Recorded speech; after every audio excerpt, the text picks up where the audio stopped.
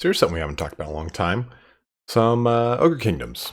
We haven't done a video on these guys in a good grip of time. So I figured, hey, let's have some fun. Let's go into some, I think one of the last actual Ogre Kingdom lores. I think we've talked about all of them now at this point. We've talked about Golgfag. We've talked about, oh god, what's it, Brag. We've talked about Scrag as well.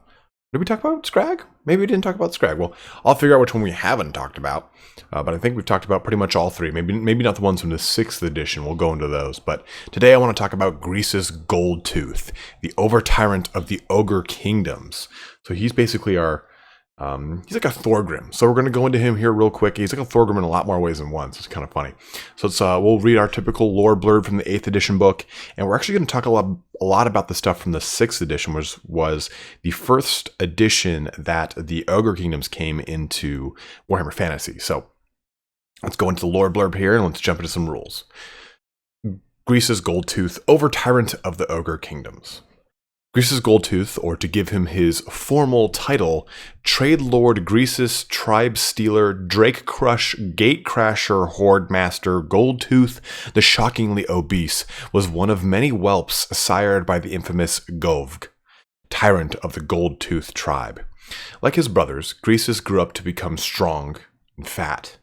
Unlike his brothers, he killed and ate his own father. After assuming the tyranthood of his tribe and feeling the need to prove himself, Greasus demanded tithes from other kingdoms. All refused the audacious request and began baying for Greasus's head. Who was this upstart to demand gold and food from them? They would soon learn. Greasus was scheming a way to claim the title of Over-Tyrant. To rule the Ogre Kingdoms, he knew his deeds must be legendary, and so Greasus set out to conquer the nearby tribes single-handedly. The first to fall met their fate during a midwinter feast. Scaling the mountain above their valley, Greasus heaved boulder after boulder, roaring oaths at the top of his voice until an avalanche of wet snow and rock buried the tribe alive. The second dissenting tribe, that of Gut Badmouth, was paid a visit during the spring hoof and horn feast. There, Greasus challenged Gut to single combat. Badmouth, older and significantly larger, eagerly clambered into the maw pit, awaiting his challenger. Greasus launched himself gut first into the defendant's head, breaking his neck. Some felt that Greasus had defied pit fighting traditions, whilst others felt the rules might have been bent but cleverly. Unperturbed by the debate, Greasus consumed Gut Badmouth, and without wiping his chin, or chins, he beckoned the next challenger. After beating and consuming 3 bruisers in a row, all swore allegiance to Greasus. As word spread of these prodigious deeds, and more like them, many tyrants decided to join the ruthless leader of the Goldtooth tribe. Once again, the Ogre Kingdoms had an Over-Tyrant. These days, grown older, larger, louder, and richer than ever, the Over-Tyrant's coffers fill faster than his nobblers can count. Greasus claims he is now too rich to walk, and so instead he chooses to recline on a living throne of nobbler bearers who haul his esteemed bulk about, many expiring from the effort. Yet Greasus's rampant success has not diminished his greed or his all-consuming desire to conquer everything he sees. So definitely Thorgrim, right? Definitely Ogre Thorgrim. But not really, but kind of, but sort of. The reason I call him Ogre Thorgrim is because he's literally held aloft by these nobblers.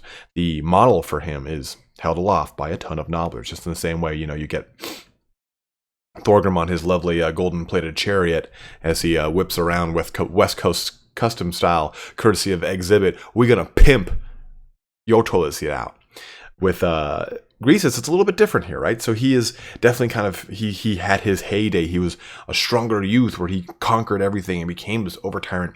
And now he's a little bit kind of a, older slouch. But he is, again, not really a slouch when it comes to being the Over-Tyrant. He has a lot of rules that make him definitely that more that overarching ruler. If you guys can't tell, almost every lord, there's almost one lord in every single book that is definitely more of like not necessarily the overlord of the faction, because there's not that, especially not for high elves, like Finubar is not a character you can play.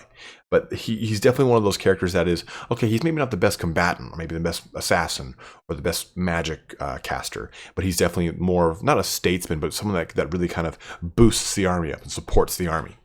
And Greasus is just that. He has a lot of special rules that kind of give credence to that. So he has this one that's called Everyone Has Their Price. And basically it's a form of bribery. A master of bribery, the over-tyrant is wont to use his wealth to inspire greed and confusion in the foe. So basically, the way this works in tabletop is that you nominate three, you roll a d3, and you can nominate that many units up within 18 inches of Greasus that have stupidity for the remainder of the turn. So stupidity doesn't have really a place in Total War Warhammer. So what if for Total War Warhammer 3, other than, well, they might add it. Stupidity might be added with Ogre Kingdoms in Total War Warhammer 3, and thus this would become a null and void. But let's assume that they dropped him into Total War Warhammer 2, where there is no stupidity, and or not at least to this level that it is in the tabletop. Let's discuss how they could really do this rule. And a kind of a cool way to do it is maybe he had an ability that's very similar to the Witch Elves, or I'm sorry, not the Witch Elves, but the Hag Queen, and how she can basically trigger someone into frenzy. So stupidity doesn't really work like that. And the way the tabletop works is they have a chance to just outright do nothing. So I'd love to see the way this rule work, either completely cancel what a unit was doing, if it's an attack order or a charge order or a movement order or a skirmish order, whatever it is, this ability just cancels it, just stops it. And maybe the unit can't move for like 2-3 seconds, or it can't be commanded to do anything for a certain period of time. It's kind of locking it down, but not in the same way that it would with a net that usually confers some sort of ranged missile penalty. But this would just kind of like, the unit is null and void for the time being. It can be attacked, it can be charged, it can do whatever, but they're not going to do anything for that little bit of time. And I think that'd be kind of a really cool way to do stuff, is because stupidity has, again, a chance to just don't do shit. So I'd love to kind of see that incorporated into this game, and I think they're going to have to incorporate stupidity with Ogre Kingdom. So I think that's a mechanic we haven't talked a lot about, but something I think that has to kind of come to the table. Another rule he's got is called Horde Master, and basically what this actually means is that everything around within 18 inches of Greasus, so within his little sphere of influence, basically, if you want to think of this on a Total War Warhammer spectrum, gets bonuses to their combat results in the tabletop. So maybe I would literally see this as the way that Thorgrim's Book of Grudges work, right? Melee defense and a melee attack bonus. That's exactly how I would see this kind of conferred. And also a leadership bonus, because this allows them to automatically pass rally tests. So the Ogres are going to have terrible, or at least somewhat terrible leadership. I mean, 7's not terrible. It's not the worst, but it does the job. So I'd love to see their leadership being like, because some of them are 5 and 7, and the way the leadership works in tabletop, to give you guys a perspective on that, if you have to take a leadership test, you roll 2 dice, and the dice have to basically be at or under your leadership. So if your leadership is 10, great. That's so easy to maintain. 11 and a 12, you're fucked. And that's like a high elf usually has a really high leadership. The ogres, on the other hand, typically have like a 7 or a 5. So you can see it's a little bit harder to maintain. And that's kind of the crux of ogredom, is that they're super strong and they're super tough. And one model can equal 5 other models as far as like the amount of damage they can do. But they have really low leadership, really low initiative, so they don't attack very quickly. There's a lot of kind of Achilles heels to them. So the Horde Master rule allows them to automatically pass rally tests, meaning so if they flee, they can come back quickly. So I think it'd be really cool is if it was like a persistent stand the line type of situation. So no one will break if they're in the Horde Master's radius. So maybe that this is either a persistent buff, like the Book of Grudges, like Thorgrim, or it's a triggerable action that has a recycle, and it is basically like a souped up version of Hold the Line. So it brings people back from fleeing, and it increases their attack. I think that'd be a really cool way to kind of see Horde Master enter the game. Now, as far as his 6th edition rules, he's got this one ability called the Goldtooth Tribe. And basically what this means is that he fields units of Iron Guts at basically no cost. They have to be fielded in the army, so it's like you look at pretty much every one of these lords, and they have 1 or 2 units that they focus the most in, right? So Lithanar, him and his Shadow Wearers, just like hombres. You take a look at the Sisters of Averlorn and the Everqueen, or any other number of lords that specialize in 1 or 2 or 3 units. That's what I think is going to be the thing here with Greasus. They're going to probably borrow this from the 6th edition, the Goldtooth tribe special ability, or his special rule, where he has to have, the Over-Tyrant's employ attracts the strongest and most experienced fighters, drawing them in with the promise of untold wealth and glory.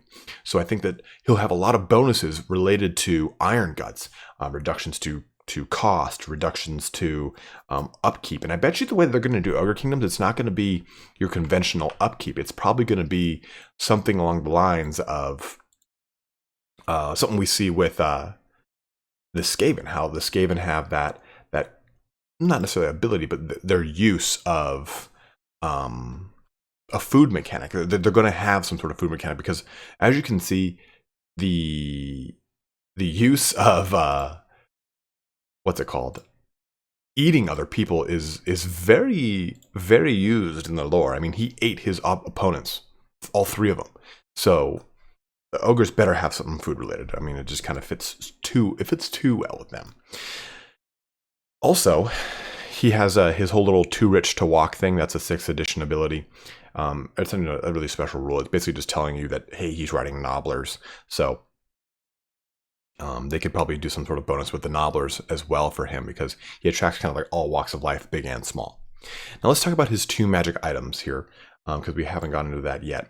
So he's got 1 magic item, the Over-Tyrant's Crown. This enchanted basin-sized crown was forged by artisans of the Empire for a king's ransom in gold, and is said to increase the Over-Tyrant's intellect to near human levels. Near human levels. So basically what this does is it just gives him a ward save, and it makes him immune to psychology, and any unit around him, any unit he joins, immune to psychology. So again, I could see this as an ability where it does give him a ward save, and it maybe gives him the ability to either confer that ward save around him or immune to psychology around him. But otherwise, I think the immune to psychology would be locked to just him if it wasn't just a radius area effect ability. A very, very easy, very simple item there. Now, Scepter of the Titans, this massive scepter is ensorcelled with spells of might, imbuing Greasus with the strength of Sky Titan, a Sky Titan, as befits his status as the most powerful ogre alive. To really discuss how strong Ogre Kingdoms are, you have to talk about stuff like impact hits and stomps. So basically, large creatures like giants and the such, whenever they charge into combat, before anyone attacks with their weapons, there is, in tabletop, there is thunderous strikes and impact hits that go off. So basically, you look at these giant, massive ogres running downfield, hitting into an elf unit. Okay, where elves are pretty much made of like sticks and armor, and I'll happily admit that, as much as I love my elves. So you have to take into effect the fact that like he's slamming into these people. So if he's slamming into them, he's just shattering through stuff.